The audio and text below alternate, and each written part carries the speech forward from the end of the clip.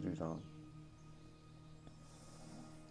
आगे वाल्मीकि जी अयोध्या कांड में बता रहे हैं कि सुमंत्र जी के समझाने और फटकारने पर भी कैकई टस से मस न हुई, अर्थात उसी जिद पे अड़ी रही कि भरत जी को राजतिलक तथा श्री राम जी को 14 वर्ष का वनवास ही हो।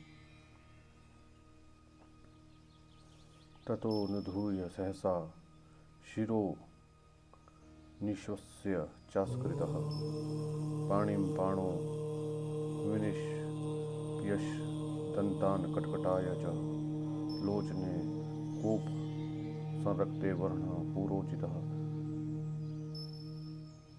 जहत कोपाभिभूतः सहसा संतापं शुभं गतः मंत्रं समीक्ष मानश्च सूतो दशरथस्य च कंपयन्निव केकया हृदयं वाक्शरः शीतः।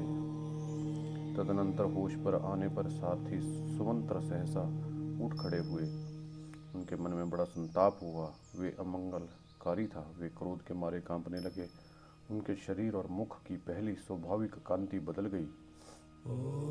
वे क्रोध से लाल आंख करके दोनों हाथों से सिर पीटने लगे और बारंबार लंबी सांस खींचकर हाथ से हाथ मलकर दांत कटकटाकर राजा दशरथ के मन की वास्तविक अवस्था देखकर अपने वजन रूपी तीखे बाणों से कैकई के हृदय को कंपित सा करने लगे। अपने अशुभ एवं अनुपम वजन रूपी वज्र से कैकई के सारे मर्म स्थलों को विदीर्ण करते हुए सुमंत्र ने उससे इस प्रकार कहना आरंभ किया। देवी, जब तुमने संपूर्ण चराचर जगत के स्वामी स्वयं अपने पति महाराज दशरथ का ही त्याग कर दिया, तब इस जगत में कोई ऐसा कुकर्म नहीं है जिसे तुम ना कर सको। मैं तो समझता हूँ कि तुम अपने पति की हत्या करने वाली ही हो, अंततः कुलघातनी भी हो। ओह देवराज इंद्र के समान, अजय पर्वत के समान अकंपनीय और महासागर के समान शोभा रहित है। उन महाराज दशरथ को भी तुमने अपने कर्मों से संतप्त कर रही हो। राजा दशरथ तुम्हारे पति पालक वरदाता है, तुम इनका अपमान न करो। नारियों के लिए पति की इच्छा का महत्व करोड़ों पुत्रों से भी अधिक है। इस कुल में राजा का परमलोकवास हो जाने पर उसके पुत्रों की अवस्था का विचार करके जो ज्येष्ठ पुत्र होते हैं वे ही राज्य पाते हैं। राजकुल के इस परंपरागत आचार को तुम इक्ष्वाकु वंश के स्वामी महाराज दशरथ के जीते जी ही मिटा देना चाहती हो। तुम्हारे पुत्र भरत राजा हो जाएं और इस पृथ्वी का शासन करें, किंतु हम लोग तो वहीं चले जाएंगे जहां श्री राम जाएंगे। तुम्हारे राज्य में कोई भी ब्राह्मण निवास नहीं करेगा। यदि तुम आज वैसा मर्यादाहीन कर्म करोगी तो निश्चय ही हम सब लोग उसी मार्ग पर चले जाएंगे जिसका श्री राम ने सेवन किया है। संपूर्ण बंधु बांधव सदाचारी ब्राह्मण भी तुम्हारा त्याग कर देंगे। देवी, फिर इस राज्य को पाकर तुम्हें क्या आनंद मिलेगा? ओह, तुम ऐसा मर्यादाहीन कर्म करना चाहती हो। मुझे तो यह देखकर बड़ा आश्चर्य हो रहा है कि तुम्हारे इतने बड़े अत्याचार करने पे भी पृथ्वी तुरंत फट क्यों नहीं जाती। अर्थात बड़े बड़े ब्रह्म ऋषियों के धिक्कारपूर्ण वाकदंड शाप जो देखने में भयंकर और जलाकर भस्म कर देने वाले होते हैं, श्री राम को घर से निकालने के लिए तैयार खड़ी हुई तुम वैसे पाषाण हृदय का सर्वनाश क्यों नहीं कर डालते? भला आम को कुल्हाड़ी से काटकर उसकी जगह नीम का सेवन कौन करेगा? जो आम की जगह नीमों को दूध से सींचता है उसके लिए भी और नीम मीठा फल देने वाला नहीं हो सकता। अतः वरदान के बहाने श्री राम को वनवास देकर कैकई के चित्त को संतुष्ट करना राजा के लिए कभी सुखद परिणामजनक नहीं हो सकता। कैकई, मैं समझता हूँ कि तुम्हारा माता का अपने कुल के अनुरूप जैसा स्वभाव था वैसा ही तुम्हारा भी। लोक में कहीं जाने वाली यह कहावत सत्य ही है कि नीम से मधु नहीं टपक सकता। तुम्हारी माता के दुराग्रह की बात भी हम लोग जानते हैं।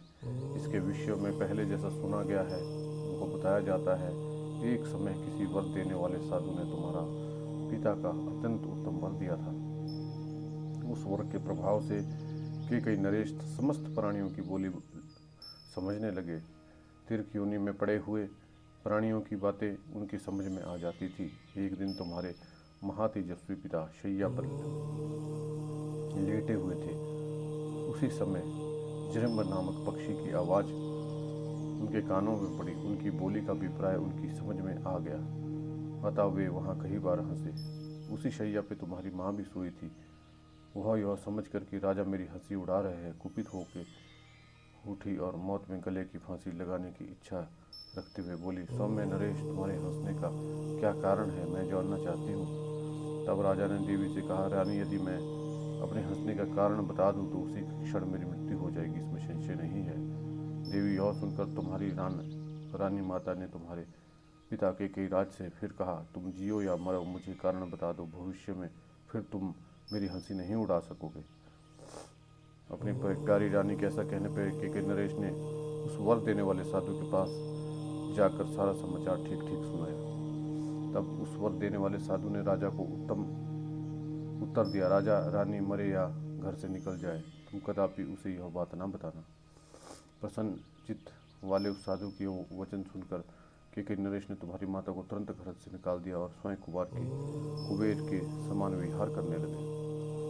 तुम भी इसी प्रकार दुर्जनों के मार्ग पर स्थित हो, पाप पर दृष्टि रखकर मोहवश राजा से यह सुनिश्चित आग्रह कर रही हो। आज मुझे यह लोकोक्ति 16 आने सच मालूम होती है कि पुत्र पिता के समान होते हैं और कन्याएं माता के समान। तुम ऐसा ना बनो, इस लोका कीर्ति को अपने जीवन में चरितार्थ ना करो। राजा ने जो कुछ भी कहा उसे स्वीकार करो। श्री राम का राज्याभिषेक होने दो। अपने पति की इच्छा का अनुसरण करके इस जन समुदाय को चाह शरण देने वाली बनो। पाप पूर्ण विचार रखने वाले लोगों के बहकावे में आकर तुम देवराज इंद्र के तुल्य तेजस्वी अपने लोक प्रतिपालक स्वामी को अनुचित कर्म में ना लगाओ। देवी कमल नयन श्री मान राजा दशरथ पाप से दूर रहते हैं, वे अपनी प्रतिज्ञा झूठी नहीं करेंगे। श्री राम जी अपने भाइयों में ज्येष्ठ, उदार, कर्मठ, स्वधर्म के पालक, जीव जगत के रक्षक और बलवान हैं। इनका इस राज्य पर अभिषेक होने दो। देवी श्री राम अपने पिता राजा दशरथ को छोड़कर वन में चले जाएंगे तो संसार में तुम्हारी बहुत बड़ी निंदा होगी। अतः श्री रामचंद्र जी ही अपने राज्य का पालन करें और तुम्हें निश्चिंत होकर बैठो। श्री राम के सिवा दूसरा कोई राजा इस श्रेष्ठ नगर में रह के तुम्हारे अनुकूल आचरण नहीं कर सकता। श्री राम के युवराज पद पर प्रतिष्ठित हो जाने के बाद महाधनुर्धर राजा दशरथ पूर्वजों के वृतांत का स्मरण करके स्वयं वन में प्रवेश करेंगे। इस प्रकार सुमंत्र ने हाथ जोड़कर केकई को उस राजभवन में सांत्वनापूर्ण और तीखे वचनों से भी बारंबार विचलित करने की चेष्टा की, किंतु वह टस से मस न हुई। देवी केकई के मन में ना तो क्षोभ हुआ ना ही दुख। उस समय उसके चेहरे के रंग में कोई फर्क नहीं पड़ता दिखाई दिया। तथा सुमंत्र में इक्ष्वाकः पीड़ितोत्र प्रतिज्ञा। तब इक्ष्वाकु कुलनंदन राजा दशरथ वहाँ अपनी प्रतिज्ञा से पीड़ित हो आंसू बहाते हुए लंबी सांस खींचकर सुमंत्र से फिर इस प्रकार बोले, सूत, तुम शीघ्र ही रत्नों से भरी पूरी चतुर्नंगनी सेना को श्री राम के पीछे पीछे जाने की आज्ञा दो। रूप से आजीविका का चलाने और सरस वचन बोलने वाली स्त्रियां, महाधनी एवं विक्रय योग द्रव्यों का प्रसारण करने में कुशल वैश्य राजकुमार श्री राम की सेनाओं को सुशोभित करें, जो श्री राम के पास रहकर जीवन निर्वाह करते हैं तथा जिन मलों से उनका पराक्रम देखकर प्रसन्न रहते हैं, उस सबको अनेक प्रकार का धन देकर उन्हें भी इनके साथ जाने की आज्ञा दो। मुख्य मुख्य आयुष नगर के निवासी छकड़े तथा वन के भीतर रहस्य उजाड़ने वाले व्याहदकों को भूषण राम के पीछे पीछे जाए। वे रास्ते में आए हुए मृग हाथी को पीछे लौटाते, जंगल का मधुपान करते तथा नाना प्रकार की नदियों को देखते हुए राज्य का स्मरण नहीं करेंगे।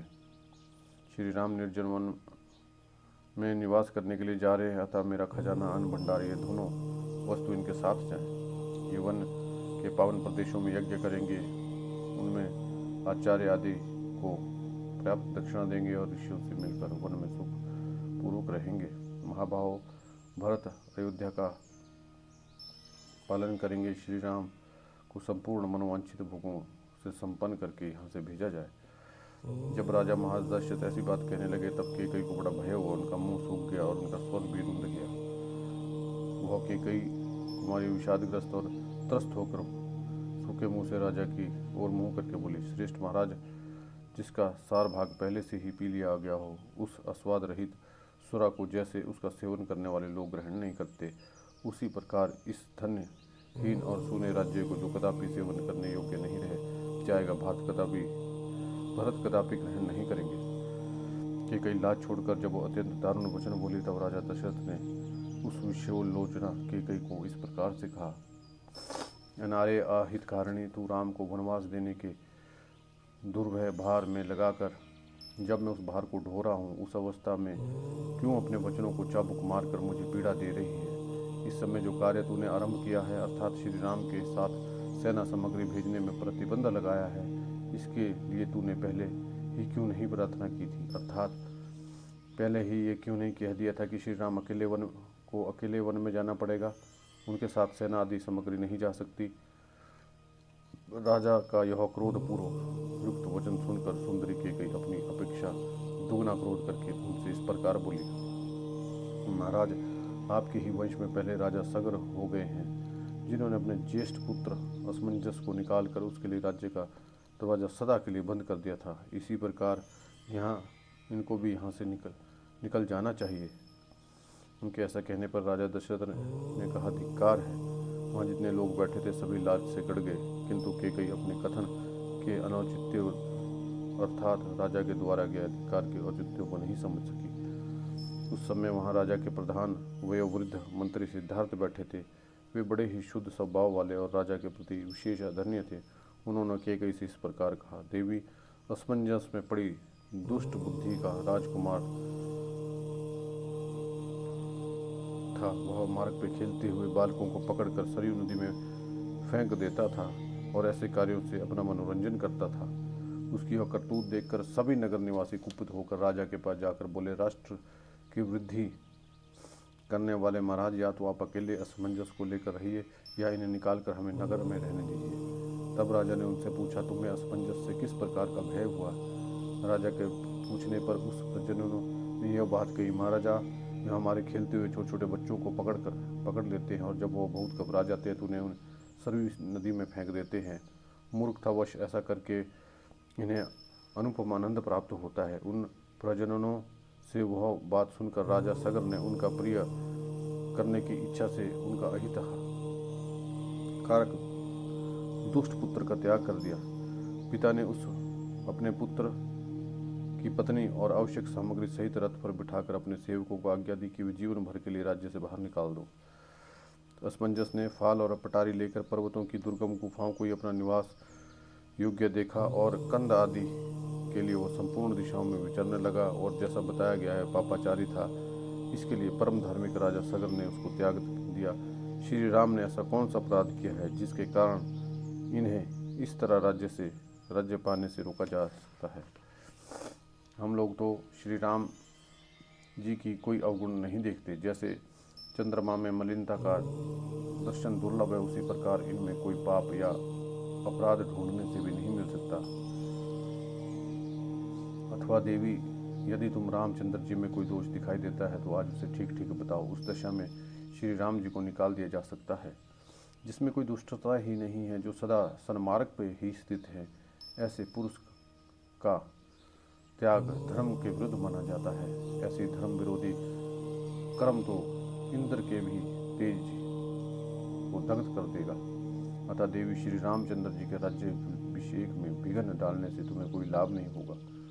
शुभानने, तुम्हें लोक निंदा से भी बचने की चेष्टा करनी चाहिए। सिद्धार्थ की बातें सुनकर राजा दशरथ अत्यंत थके हुए स्वर से शोकाकुल वाणी में केकई से इस प्रकार बोले, पापिनी, क्या तुझे यह बात नहीं रुचि? तुझे मेरे या अपने का हित बिल्कुल भी ज्ञान नहीं है। तू दुखद मार्ग का आश्रय लेकर ऐसी कुचेष्टा कर रही है। तेरा यह सारी चेष्टा साधु पुरुषों के मार्ग के विपरीत है। अब मैं भी यह राज्य, धन, सुख छोड़कर श्री राम के पीछे चला जाऊंगा। ये सब लोग भी उन्हीं के साथ जाएंगे तो अकेले राजा भरत के साथ चिरकाल तक सुखपूर्वक राज्य भोगती रहे। प्रधानमंत्री के पूर्वोक्त बात सुनकर विनय ज्ञाता श्री राम ने उस समय राजा दशरथ से विनीत होकर कहा, राजन, मैं भोग का परित्याग कर चुका हूँ। मुझे जंगल के फल मूल से जीवन निर्वाह करना है। जब मैं सब ओर से आसक्ति छोड़ चुका हूँ, तब मुझे सेना से क्या प्रयोजन है। जो श्रेष्ठ गज राज का दान करके उसे रस्से में मन लगाता, शोभवश उस रस्से को रख लेना चाहता है, वो अच्छा नहीं करता, क्योंकि उत्तम हाथी का त्याग करने वाले पुरुष उसके रस्से में आसक्ति रखने की क्या आवश्यकता है। सतपुरुषों में श्रेष्ठ महाराज, इस प्रकार मुझे सेना लेकर क्या करना है। मैं सारी वस्तुएं भरत को अर्पित करने की अनुमति देता हूँ। मेरे लिए तो माता कैकेयी की दासियां चीर चिथड़े वकल वस्त्र ला दे। दासियों, जाओ, दंती, पिटारी, कुदाली और खांची, ये दोनों वस्तुएं लाओ। 14 वर्षों तक वन में रहने के लिए ये चीज़ें उपयोगी हो सकती है। कैकेयी लाज संकोच छोड़ चुकी थी, वह स्वयं ही जाकर बहुत सी चीर ले आई और जन समुदाय में श्री राम को बोली, लो यह पहन लो। पुरुष सिंह श्री राम ने कैकेयी को दोनों हाथों से 2 चीर ले लिए और अपने महीन वस्त्र उतार कर मुनियों के वस्त्र धारण कर लिए। इस प्रकार लक्ष्मण ने भी अपने पिता के सामने ही दोनों सुंदर वस्त्र उतार कर तपस्वियों के से वकल वस्त्र पहन लिए।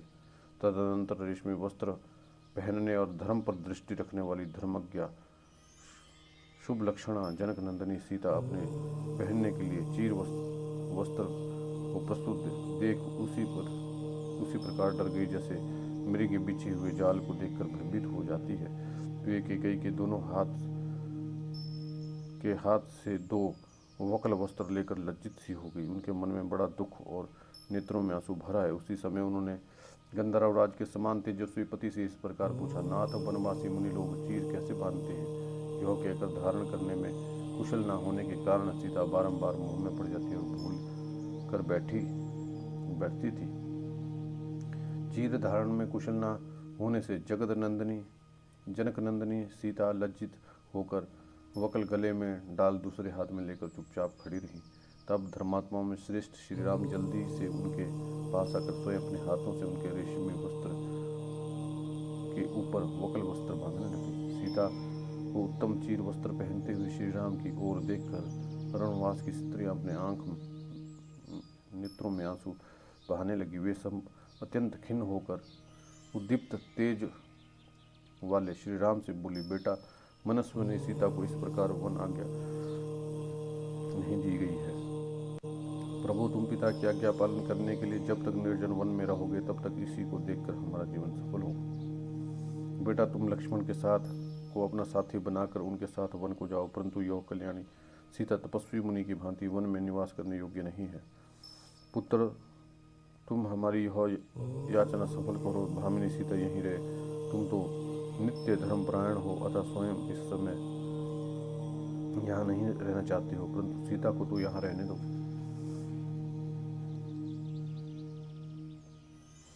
माताओं की ऐसा बात सुनते हुए भी दशरथ नंदन श्री राम ने सीता को वकल वस्त्र पहना ही दिया। पति के समान शील स्वभाव वाली सीता के वकल वस्त्र धारण करने पर राजा के गुरु वशिष्ठ के नेत्रों में आंसू भर आए। उन्होंने सीता को रोक कर कैकेयी से कहा, मर्यादा का उल्लंघन करके अधर्म की ओर पैर बढ़ाने वाली दुर्बुद्धि कैकेयी, तू कैकेयी राज के कुल की जीती जागती कलंक है। अरे राजा को धोखा देकर तू अब सीमा के भीतर नहीं रहना चाहती है। शील का परित्याग करने वाली दुष्ट देवी सीता वन में नहीं जाएंगी। राम के लिए प्रस्तुत हुए राज सिंहासन पर ही बैठेंगी। ये ही बैठेंगी। संपूर्ण गृहस्थों की पत्नियां उनका आधा अंग है। इस तरह सीता देवी भी श्री राम की आत्मा है, अतः उसकी जगह यही राज्य पालन करेंगी। यह विधेय नंदिनी सीता श्री राम के साथ वन जाएंगी तो हम लोग भी इनके साथ चले जाएंगे। यह सारा नगर भी चला जाएगा और अंतापुरक के रक्षक भी चलेंगे। अपनी पत्नी के साथ श्री राम जहाँ निवास करेंगे वहीं इस राज्य और नगर के लोग भी धन दौलत और आवश्यक सामान ले चलेंगे। भरत और शत्रुघ्न भी चिर वस्त्र धारण करके वन में रहेंगे और निवास करेंगे, अपने बड़े भाई श्री राम की सेवा करेंगे। फिर तू वृक्षों के साथ अकेली रहकर इस निर्जन एवं शून्य पृथ्वी पर राज्य करना। तू बड़ी दुष्ट चारणी है और प्रजा के हित में लगी हुई है। याद रख, श्री राम जहाँ के राजा न होंगे वहाँ राज्य राज्य नहीं रह जाएगा, जंगल हो जाएगा तथा श्री राम जहाँ निवास करेंगे वह वन एक स्वतंत्र राष्ट्र बन जाएगा। यदि भरत राजा दशरथ से पैदा हुए हैं तो पिता के प्रसन्नतापूर्वक दिए बिना इस राज्य को कदापि लेना नहीं चाहेंगे और तेरे साथ पुत्र व्रत बर्ताव करने के लिए भी यहाँ रहने की इच्छा नहीं करेंगे। तू पृथ्वी छोड़कर आसमान में उड़ जाए तो भी अपने पितृकुल के आचार व्यवहार को जानने वाले भरत उसके विरुद्ध कुछ नहीं करेंगे। तू पुत्र का प्रिय करने की इच्छा से वास्तव में उसका प्रिय ही किया है, क्योंकि संसार में कोई ऐसा पुरुष नहीं है जो श्री राम का भक्त ना हो। केकई तू आज ही देखेगी कि वन को जाते हुए श्री राम के साथ पशु, सर्प, मृग, पक्षी भी चले जा रहे हैं। औरों की तो बात ही क्या है, वृक्ष भी उनके साथ जाने को उत्सुक है। देवी सीता तेरी पुत्रवधू है, इनके शरीर से वक्ल वस्त्र हटाकर तू इन्हें पहनाने के लिए उत्तम वस्त्र और आभूषण दे। इनके लिए वक्ल वस्त्र देना कदापि उचित नहीं है। ऐसा कहकर वशिष्ठ ने उसे जानकी को वक्ल वस्त्र पहनाने से मना कर दिया। फिर वो बोले कि कई राजकुमारी तूने अकेले श्री राम के लिए ही वनवास वर मांगा है, सीता के लिए नहीं। अतः ये राजकुमारी वस्त्राभूषण से विभूषित होकर सदा श्रृंगार धारण करके वन में श्री राम के साथ निवास करे। राजकुमारी सीता मुख्य सेवकों तथा सवारियों के साथ सब प्रकार के अस्त्रों और वस्त्रों तथा आवश्यक उपकरणों से संपन्न होकर वन की यात्रा करें।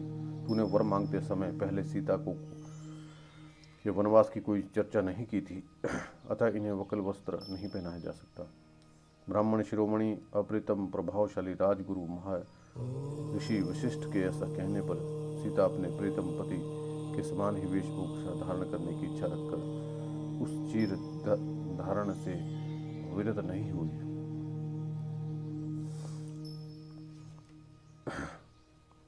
तस्या चीरम वसानायम नाथ व्यथा मनाथवत प्रचुर क्रोश जन सर्वो धिक्त्वाम दशरथम तविति। सीता जी सनाथ होकर भी जब अनाथ की भांति चीर वस्त्र धारण करने लगी तब सब लोग चिल्ला चिल्ला कर कहने लगे, राजा दशरथ तुम्हें धिक्कार है। वहाँ होने वाले उस कोलाहल से दुखी हो इक्ष्वाकुवंशी महाराज दशरथ ने अपने जीवन, धर्म और यश की उत्कट इच्छा त्याग दी और फिर गर्म सांस खींचकर अपनी भार्या केकई से इस प्रकार बोले, केकई सीता कुश चीर वक्ल वस्त्र पहनकर वन में जाने के योग्य नहीं है। यह सुकुमारी बालिका है और सदा सुखों में ही पली है। मेरे गुरुजी ठीक कहते हैं कि यह सीता वन में जाने के योग्य नहीं है। राजाओं में श्रेष्ठ जनक की यह तपस्विनी पुत्री क्या किसी का कुछ बिगाड़ती है। जो भी इस प्रकार जन समुदाय के बीच किसी किंकर्तव्य विमूढ़ भिक्षु के समान चिर धारण करके खड़ी है। जनक नंदिनी अपने चिर वस्त्र उतार डाले, यह इस रूप में बन जाए, ऐसी मैंने कोई प्रतिज्ञा मैंने पहले नहीं की थी और ना ही किसी को इस प्रकार का वचन दिया था। अतः राजकुमारी सीता संपूर्ण वस्त्र अलंकारों से संपन्न हो, सब इस प्रकार के रत्नों के साथ जिस तरह वह सुखी रह सके उसी तरह वन को जा सकती है। मैं जीवित रहने योग्य नहीं हूँ। मैंने तेरे वचनों में बंद कर एक तो यूं ही नियम शब्दपूर्वक बड़ी क्रूर प्रतिज्ञा कर डाली, दूसरे तूने अपने नादनी के कारण सीता को इस तरह चीर पहनाना प्रारंभ कर दिया। जिस प्रकार बांस के फूल उसको सुखा डालते हैं, इसी प्रकार मेरी की हुई प्रतिज्ञा मुझी को भस्म कर डालती है।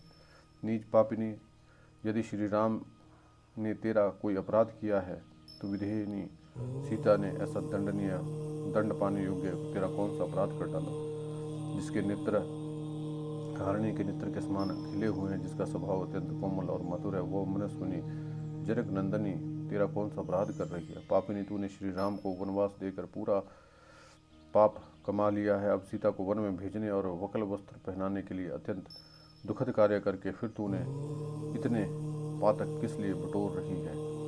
श्री राम जी जब अभिषेक के लिए यहाँ आए थे उस समय तुमने उनसे कुछ कहा था, उसे सुनकर मैंने उतरने के लिए ही प्रतिज्ञा की थी। उसका उल्लंघन करके जो तू मिथिलेश कुमारी जानकी को भी वक्ल वस्त्र पहन कर देखना चाहती है, इसे जान पड़ता है तू नर्क में जाने की इच्छा रखती है। राजा दशरथ सिर नीचे किए हुए बैठे जब इस प्रकार कह रहे थे तो उसी समय वन को जाते हुए श्री राम ने पिता से इस प्रकार कहा, धर्मात्मन, मेरी यह यशस्विनी माता कौशल्या अब वृद्ध हो चली है। इनका स्वभाव बहुत ही उच्च और उदार है। देव यदि कभी आपकी निंदा नहीं करती है। इन्होंने पहले कभी ऐसा भारी संकट नहीं देखा होगा। वरदायक नरेश, ये मेरे ना रहने से शोक के समुद्र में डूब जाएंगी, अतः आप सदा इनका अधिक सम्मान करते रहिए। आप पूज्यतम पति के से सम्मानित हो, जिस प्रकार यह पुत्र शोक का अनुभव ना करें और मेरा चिंतन करती हुई भी आपके आश्रय में ही ये मेरी तपस्विनी माता जीवन धारण करे, ऐसा प्रयत्न आपको करना चाहिए। इंद्र के समान तेजस्वी महाराज, ये निरंतर आप अपने बिछड़े हुए बेटों को देखने के लिए उत्सुक रहेंगी। कहीं ऐसा ना हो कि मेरे वन में रहते समय ये शोक से कातर हो अपने प्राणों को त्याग दे और यमलोक चली जाएं। अतः आप मेरी माता को सदा ऐसी परिस्थितियों में रखें जिससे उक्त आशंका के लिए अवकाश न रह जाए। श्री राम की बात सुनकर उन्हें मुनि वेश धारण किए हुए देख स्त्रियों सहित राजा दशरथ शोक से अचेत हो गए। दुख से संतप्त होने के कारण वे श्री राम की ओर भर आंख भी न देख सके और देखकर मन में दुख होने के कारण कोई उत्तर न दे सके। 2 घड़ी तक अचेत रहने के बाद जब उन्हें होश आया तो महाभाव श्री राम का ही चिंतन करते हुए दुखी होकर विलाप करने लगे। मालूम होता है मैंने पूर्व जन्म में अवश्य ही बहुत सी गौओं का उनके बछड़ों का से भी झोंक रहा है अथवा अपने प्राणियों की हिंसा की है। इससे मेरे ऊपर आज यह संकट आ पड़ा है। समय पूरा किए बिना किसी के शरीर से प्राण नहीं निकलते तो भी कई द्वारा इतना क्लेश पाने पर मेरी मृत्यु नहीं हो रही है। वो अपने अग्नि के समान तेजस्वी पुत्र को महीन वस्त्र त्याग कर तपस्वियों के वकल वस्त्र धारण किए हुए सामने खड़ा मैं देख रहा हूँ, तो भी मेरे प्राण नहीं जाते। इस वरदान स्वरूप सष्टता का आश्रय लेकर अपने सर्वार्थ साधन के पतन में लगी हुई एकमात्र की गई के कारण ये सब लोग महान कष्ट में पड़ गए हैं। ऐसी बातें कहते कहते राजा के नेत्रों में आंसू भर आए। उनकी इंद्रियां शिथिल हो गई और वे एक ही बार हे राम कह के मूर्छित हो गए और आगे कुछ ना बोल सके। 2 घड़ी बाद होश में आते ही महाराज आंसू भरे नेत्रों से देखते हुए सुमंत्र से इस प्रकार बोले, तुम्हारी सवारी के योग्य एक रथ को उसमें उत्तम घोड़े जोत कर यहाँ ले आओ और इन महाभाग श्री राम को उस पर बिठाकर अपने जनपद से बाहर तक पहुँचाया। अपने श्रेष्ठ वीर पुत्र को स्वयं माता पिता ही जब घर से निकालकर वन में भेज रहे हैं तब ऐसा मालूम होता है कि शास्त्र में गुणवान पुरुषों के गुणों का यही फल बताया जाता है। राजा की आज्ञा शिरोधार्य करके शीघ्रगामी सुमंत्र गए और उत्तम घोड़ों से सुशोभित रथ जोत कर फिर सूत सुमंत्र ने हाथ जोड़कर कहा, महाराजा, राजकुमार श्री राम के लिए उत्तम घोड़ों से जुता हुआ स्वर्ण भूषित रथ तैयार है। तब देश और काल को समझने वाले सब ओर से शुद्ध राजा दशरथ ने तुरंत ही धन संग्रह के व्यापार में नियुक्त कोषाध्यक्ष को बुलाकर यह बात निश्चित की कि तुम विदेह कुमारी सीता को पहनने योग्य बहुमूल्य वस्त्र, महान आभूषण जो 14 वर्ष के लिए प्राप्त हों गिनकर शीघ्र ले आओ। महाराज के ऐसा कहने पर कोषाध्यक्ष ने खजाने में वहां से जाकर सारी चीजें शीघ्र ही सीता को समर्पित कर दी। उत्तम कुल में उत्पन्न तथा अनुयोजिता और वनवास के लिए उपस्थित विधेय कुमारी सीता ने सुंदर लक्षणों से युक्त अपने सभी अंगों को विचित्र आभूषणों से भूषित किया। उन आभूषणों से विभूषित हुई विधेय नंदनी सीता उस घर को उसी प्रकार शोभित करने लगी जैसे प्रातःकाल उगते हुए अश्रुमाली सूर्य की प्रभा आकाश को प्रकाशित करती है। उस समय सास कौशल्या ने भी दुखद बर्ताव न करने वाली मिथिलेश कुमारी सीता को अपने दोनों हाथ भुजाओं से कसकर छाती से लगा लिया और उनके मस्तक को सूंघ कर कहा, बेटी, जो स्त्रियां अपने प्रीतम पति के द्वारा सदा सम्मानित होकर भी संकट में पड़ने और उसका आदर नहीं करती है, वे संपूर्ण जगत में दुष्टा के नाम से पुकारी जाती है। जय श्री राम।